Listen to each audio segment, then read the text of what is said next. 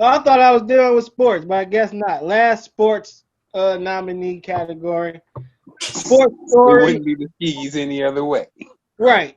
Sports story of the year, overall sports story of the year. We got the NBA bubble. We got fanless football games and baseball games and shit.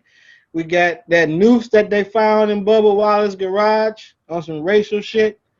The whole Tyson and Jones fight in the first place. And the last dance when that whole thing came out and all the Nate Robinson getting knocked out. Yeah, that hadn't happened when I wrote down the stories. We already gave Kobe.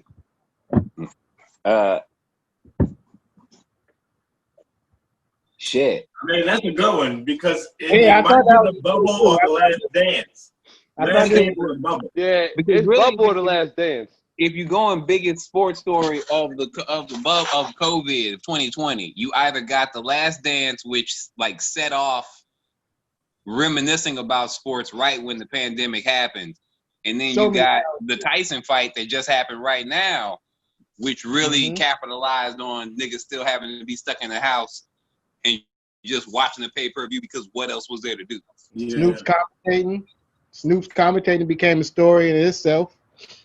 I mean, everything out of there became a story. The Nate knockout, Snoop commentating, people loving the way that the boxing itself was shot in that Hollywood style because you had never seen a boxing match shot like that before, cinematically. You know what I'm saying? Like there was a lot going on that happened because of this. That was the best presentation of boxing possible. Yeah. Yes. Yeah, the rappers and everything. Yeah, the rappers. That shit was great.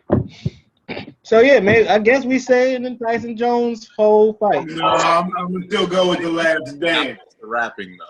Last dance. I have to go with the last dance because something about Michael Jordan. I'm gonna say the bubble. I'm gonna go.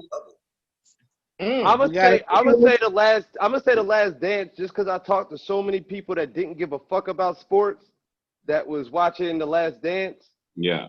And I know people would come in here and I'd be watching the finals and people be like, oh, the NBA's happening? Like they didn't even know the bubble was a thing. And you had to explain the whole bubble to them. They didn't know, but they was like, I was watching the last dance. Like everybody watched the last dance. It started so many conversations.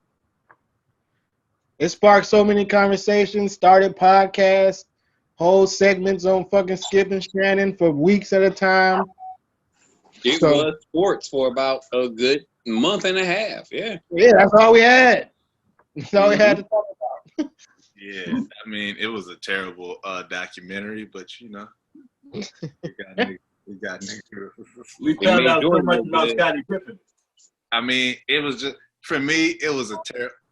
I loved it because it literally debunked everything that any old nigga has ever said about basketball and Michael. Yeah. Everything. It literally in your face debunked that shit. All that shit about like, yo, niggas be out here being friends and shit, and then they show literally Michael Jordan playing golf with Danny Ainge before this nigga gets swept out the playoffs. And it was, oh, nigga, the flu game. And it was like, actually, it was just some pizza and a nigga. And it was like, nigga, what might just deliver pizza at 2 in the morning? It's like, no, that nigga was drunk. It's a drunk man. Yeah, if you order pizza at 2 in the morning because you wasted. Yeah. Smoking cigars. Like, no, nigga, you were fucking hungover. Nigga. It wasn't food poisoning. Hashtag flu game. Yeah, that was the thing. That was part of his legend. He would blame it on the delivery man. He would hold on here. All night. He'd be at the bar all night. It was like, I don't got go to the bar, go to the casino, and be drunk as fuck, smoking cigars, probably doing cocaine, all type of shit. And then next day, drop 45 on a motherfucker. But I wouldn't put cocaine management. Yeah, he wasn't doing cocaine. This nigga y'all saw that picture of him with his eyes all super red like that. Ain't no telling what he was doing. Just that, yeah. It is, nigga. I wasn't addicted to gambling. Actually, I was paying niggas 60 racks because I was so bad at golf. And that nigga was getting indicted. Who was the pimp he was paying? We do the pimp. Yeah, he had all type of shady dealings, man. Mike, ain't no telling what Mike was doing, man. It wasn't And nobody. James Jones was like, I know that man. Nigga, did y'all peep that was not one person in Michael Jordan family in that doc? This nigga didn't even put Larry Jordan in there. No Larry, nobody, none of his kids. You got to see Larry. I think He mad as fuck at his kids. I gotta be honest with you. I think that nigga is a Aaron Rodgers type nigga. Where it's just like his. What that mean? You don't know Aaron Rodgers got a gag order on his family. Hell no. I ain't hear. I know that because I watched The Bachelorette and that nigga little brother was on there. And like Hell no. and the chick was like, oh, Aaron Rodgers' little brother, tough.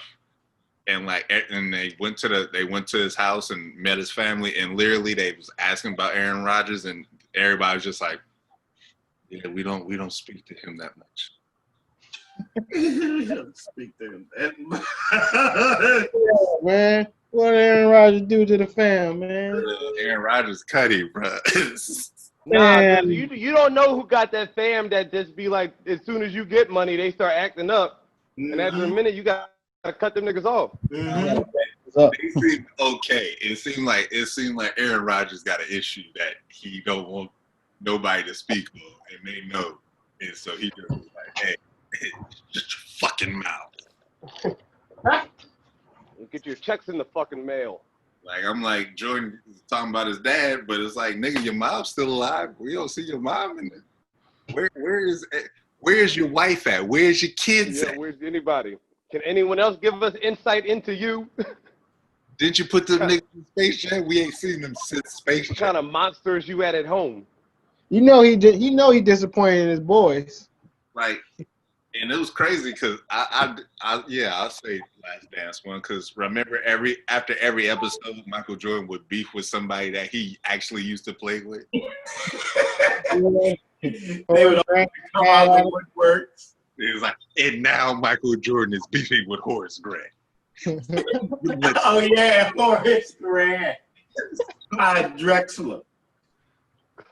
It's like, Yeah. what's going on, man? All right, so I guess we're gonna get that one. Guess we're gonna get out with The Last Dance then. Yeah. All right. Oh, I guess I do it. Horace.